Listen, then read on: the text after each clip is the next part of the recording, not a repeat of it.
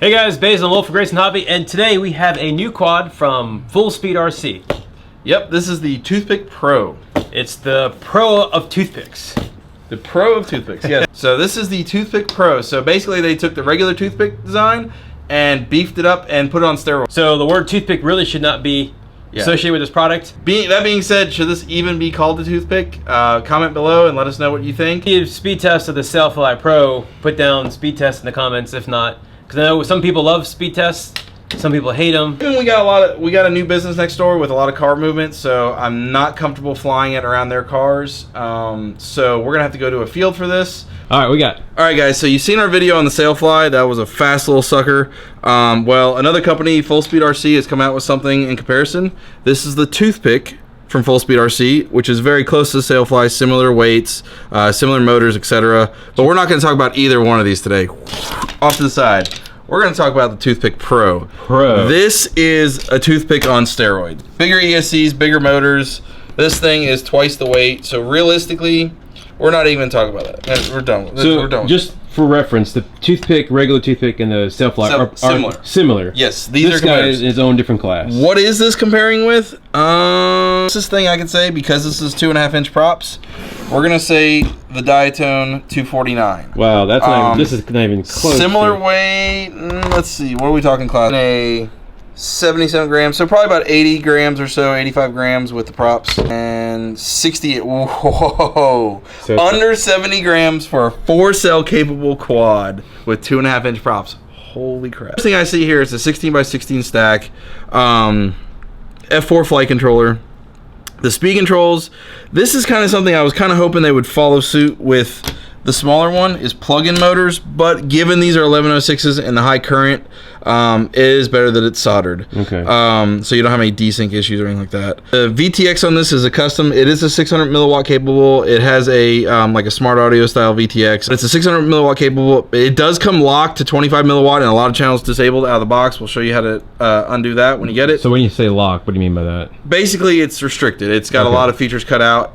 All it is you hold a little button to change the channel, hold it for 20 seconds, it'll and then let go. It'll flash colors, power cycle it, and it's unlocked. They do that for regulations. Yeah, so like that. yeah, European countries and all that. All right. So camera. The camera on this sucker is a Caddx F2 Micro. It is a CMOS camera, but it does have dynamic range and all that. So this is going to be a better camera that you're gonna find on like your Sailflies and stuff like that. Right. Motors. This is the crazy part. So these motors are 1106 4500 kV. If you know the Diatones, you're talking 1105s 5500 kV. So it is a lower kV, which is going to reduce amp draw. But we are running 2.5-inch 4-blade props. Yes, you can run 3-blade props on it also, but it's coming with a set of 25 35s. Yeah, 25 35 4 blades running 4500 kV 1106s. So that's a freaking huge motor on such a small quad. Now the frame is 2.5 inches in thickness, whereas the Diatones are 3. So it is a hair thinner there. As far as durability wise, I mean, it feels pretty good. But I would imagine this thing full speed, quote unquote, into a tree is gonna wind up with needing a new frame. I mean, it's pretty damn good. Yeah, I mean, that's very strong for as light as that is. It's a 3D printed canopy, TPU canopy, so it's really nice. It's gonna take out some of that camera vibrations. Wiggle right there. Yeah, but with that, it's probably gonna dampen some of any vibrations for the CMOS camera. Okay. So it'll probably actually be very nice video, just even if you get a bent prop or something like that. So measure it up. Lengthwise, we're dealing with, let's go motor shaft to motor shaft, we're dealing with about 100 millimeters. And then widthwise, we're going with, is that 75? Yeah. Roughly 75 or so wide. Corner to corner. Okay, sorry. Because it's a stretched X, we're dealing with, at the widest point, 125? About 124, 125. So this thing's pretty small. You did mention stretch X. Yeah, it is a stretched X. So if you look in comparison to Diatone, the arms are narrower. The distance between motors is a lot narrower, but it's also longer. The nice thing about the stretched X, though, you're able to run 2.5-inch props, but this is narrower than most 2-inch quads. So that's a really nice feature. If you're going to be racing like little micro gates and all that, you're going to want that stretch X. So this is definitely like a little racing platform. 12 amp ESCs, kind of nervous about that with these size motors. They do recommend up to a 4-cell 500-ish milliamp LiPo on this thing. I think I'm going to run this on 3-cell just because I've flown quads with similar power systems and all that, and with given this weight, I think this thing's going to be a handful even on 3-cell. I think this is going to be a fast little quad. Hopefully the tune out of the box is good. That's probably going to be the make or break on this one as far as out of the box tuning. I see an antenna here. Did you install that, or did no? It does come with a receiver installed. Let me push this out. So if you need to bind it, this particular model is a FreeSky model. There's also Spectrum and FlySky. We're going to carry the Spectrum one and the FreeSky, not the FlySky. But the receiver is kind of like an XM style. It does have RSSI, I believe, output. It just has one antenna, right? Single antenna, yeah. So there's a button here to bind it. So you bind it similar to XM, XM pluses, etc. Powered up, holding the button, it goes into bind mode. It is a D8 receiver. So guys, if you got the newer X9 Lights, X9 Pros and all that don't support D8 mode, guess what? You're going to be changing the receiver out if you want to fly this. Or change your radio. Or change your radio. Do I wish it was a diversity like XM Plus based? Yeah, obviously, but given the speed of this thing, but I think it gets the job done, and it's very cost effective. We're talking $140 quad, I believe. I don't remember. For the Pro. This is a hell of a lot of quad for not a lot of money, and it's just crazy how much you're getting in such a small package nowadays. And we're dealing with a 16x16 flight controller. That's incredibly small. The thing we do got to go over is what's in the box. Open this up and see what's in it. We got props, so we got, looks like at least 2 sets of props. Is there a name on the props, or are they just generic? Just generic. And let's see. So, oh, you got the so the quad here. The antenna's already shrink trapped. Okay. Yeah, the receiver's already installed, shrink tube. This is that fiber tape that you can run, you know, over the motor wires if you want to keep it nice and secure. Okay. I actually really like that they offer that. It comes with a Velcro strap that's stupid small, that doesn't really work with anything. I end up using one of the Grayson hobby micro straps here because it worked good with the 500 milliamps and the 4-cell and all that. Why do they do that? So yeah, that's kind of, I've come with this generic one that's longer. It's kind of a cheesy strap, and it comes with a little foam backing pad, so if you want to, you can put it on the bottom here for extra grip. 2 stickers. 2 and a big clear piece there. So if you want a clear invisible sticker, there you go. And that's it, no manual. All right, so basically the batteries I have in hand here, I have a 450 4-cell that I've been dying to use on something that I bought for another project and I never used it. So I got that. I got a 550 GMB here. I got a 450 longbow, and I got the stock King Kong 600. I'll probably just do a quick pack and make sure everything's good with the quad with this, just to get a quick flight, make sure my rates are satisfactory on 3-cell before I go to the monster 4-cell. So probably gonna do that just to do a quick, make sure everything's good flight, then try it with the 450 and the 550, and then go to the 4-cell for just to see if I can blow it up. Do you think the tune for a 3-cell would work? Good question, because a lot of quads they do ship for different profiles now. One's 3-cell, one's 4-cell. I didn't notice major changes or anything like that on it. So all right, we'll find out. Configuration: the props spin outwards instead of traditional inwards. So the props are going to go on essentially backwards. Not upside down. Yeah, not upside down, but they're going to spin this way. So you want the lead edge of the prop facing outwards instead of inwards. This is kind of like the clean air mod. It's supposed to, if you crash and it throws dirt, it's going to throw it not into the camera lens but away, which is something you find on a lot of racers are starting to do. All right, so we got 3-cell, right? Yeah, this is a 3-cell. On probably the hottest day of the year.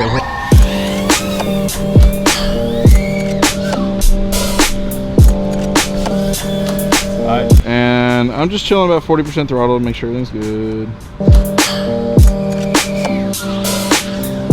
Yeah, actually, I think this would be okay on 4-cell. Doesn't feel as fast as a sailfly. I mean, it's cruising pretty good, but because the camera is really nice. So you're getting under that jiggle that we saw earlier, right? Jiggle? How loose the canopy was? Oh, no. Okay. Sounds smooth, that's definitely for sure. On some of the abrupt stops, and I've always had that with the 4-blade props on stock tunes and stuff. You got a little bit of a shake, but as long as you're smooth in your movements, it's not really there, but it's really more of the abrupt movements is showing a little bit of weakness in the stock tune. So it's not tuned as well as some of the other ones I've tested. Okay. Out of the box, but this is something that, this is more advanced, so realistically I would say, yeah, this is going to be for guys that are going to want to tune to their preference anyway. And I want to say this might have actually originally came with 3-blade props instead of 4, So it could just be tuned for a different prop. What watt milliamp do you have the VTX on? I put this on 200, and I'm getting a little breakup in some of the trees areas and all that. Nothing major, about normal. Anything? Okay, normal. Looks smooth, sounds smooth. And for those who are in the Atlanta area who own a tree service and want to help out the cause and cut these down for Will's Flying, you're more than welcome to come. Permission is granted. Every oak tree you see Yeah, here, the trees have really overgrown, so I have a very narrow area to fly around here. We got to cut some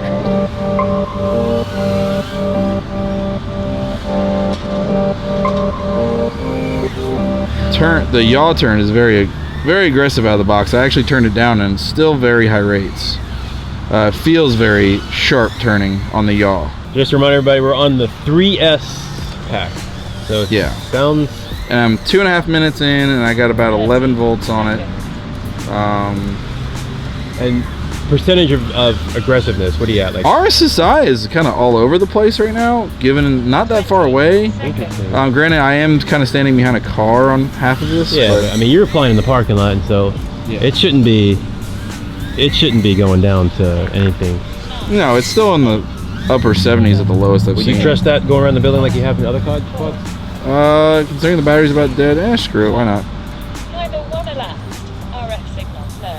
Oh, it actually said RF signal low. That's interesting. That's the first time I think we ever had that. I think so. I think it's like 45 on this radio default. So it hit pretty low, but that was at the farthest point of the building. A lot of metal. So yeah, it's definitely a. That's all right. Definitely I'm at 3 minutes and 20 seconds. I hit was 24 according to OSD. 3.5 minute flight. Battery hit a low of 10.69 volts under load. Let's go check the motors out. What are they? All right, the motors, they're warm, but. No, warm. Yeah. No different than sitting out in the sun, and it's got to be 96 degrees today in Atlanta, so. Yeah, I mean, for average flying on it, fine. No, it's fine, definitely. All right, so you want to try the... 4-cell? Yeah. So now we're going to fly it with the Tattoo 4-cell 450. Oh, that woke it up. Holy that was a long time real quick. Yeah, I mean that's oscillation city. Okay, so I'm hearing some oscillations in this, so definitely not a strong 4-cell tune at all. I have a feeling this was actually set up for 3-blade props and not 4 when they did it on 3S. No, it could have been 4-cell still, but I really think the 4-blade props are really showing the tune is not good for them. So this might be a quad that'd be worth picking up, like a Gemfan 2540s or something, which I'll try probably if we do another review or speed test. Chances are I'll throw those on too, just to see. But it's nice. I mean, video quality. I mean, the Caddx camera. This is okay. So if we're gonna compare it to a sailfly style quad, the Caddx camera is way nicer as far as color balance. I can actually see in this tree area in the bright sunlight. Let's see if I can get in here. Yep. I can actually see very well under here despite the bright sun, where being a CMOS camera. The Sailfly camera was it was so washed out I couldn't even fly into the trees at all earlier because the sun was just too bright. So that's huge win right there, and the fact that it's a 600 milliwatt camera. Now if we're going to compare it with a 2.5-inch diatone or even the 2-inch diatone of the 249s and 249 plus, I'm going to give the camera to the diatone all day because it's a true CCD, and it's also an 800 milliwatt TBS VTX versus just a whatever 600 milliwatt. However, this is definitely smaller and lighter. I can feel it. It's much quieter too. Yeah, the sound's good. And then that's one thing when we tested the Leader 120 or whatever a while back, that was incredibly smooth sounding. So that's, I guess maybe a little signature for FullSpeed, a little nice smooth quiet quads. I can hear it right there. That sounded pretty good. Oh yeah, I heard the oscillation there. Yeah. I mean, I'm trying to pull the noise out of it. Yeah, and on a quick flip and snap, you can hear it. So, but I'm at 2.5 minutes and I'm at 14.5 volts. There's a car there. I actually think the Sailfly tune out of the box is far superior than this one was. But I think this has great potential. It kind of reminds me of the original Baby Hawk, or not the original Baby Hawk R. I'm sorry. Kind of feels like that power-wise. Similar KV motors and everything. So that might be why. And it's telling me to land the sucker at 3 minutes, guys. So not sure what to think about that. It's kind of a short flight feeling. And you weren't that aggressive. I wasn't really aggressive. No, you were just kind of like hit a minimum of 31% RSI, 13.46 volts, 30, and 3 minutes and 18 seconds. Is that correct? 31%? Because you never left. You never left around a lot of metal though. Yeah, but you feeling some heat on the motors. Nothing horrible. Again, I mean, I can hold my hand on it, no problem. But it's definitely hotter than double it than it was. Yeah, but it's still, you still can touch it. Now let's check out that battery here. Just safety first. Battery, it's a little warmer than the wow, it's way warmer. Yeah, so everything's much hotter. Everything's warmer. The battery's probably as warm as the motors. Yeah. Either maybe a better tune for these props out of the box, or maybe even 3-blade props would probably be okay. Not bad though. Nice quad, flew good. Tune out of the box was left a little bit to be desired. The camera was nice. It was better than the Sailfly in comparison. Better camera, better VTX, stronger motors obviously because of the design. But when you compare it with something like the Diatone, I'm going to say not as durable. I just feel like it's not going to be as durable. Not as beefy of electronics, like the speed control is only 12 amp versus 25. Yeah. The weight though, it's going to be lighter. It's going to be smaller. It win the weight war. Yeah, it definitely is lighter and more, probably maybe a little nimble in the corners and all that, but narrower. So it does have its place in the market. However, if you're smashing and bashing still, I'd probably still stick with a Diatone over this one. However, I do think it's a pretty nice flyer, but it's definitely someone that can tune and stuff like that. I don't think this is as good for someone that doesn't have the experience with any kind of PID tuning. Right. SSI signal on this thing was pretty much terrible in that little spot. Yeah, I was kind of disappointed with that. Not a fan of this receiver, actually. It had nothing to do with the quad, just the receiver.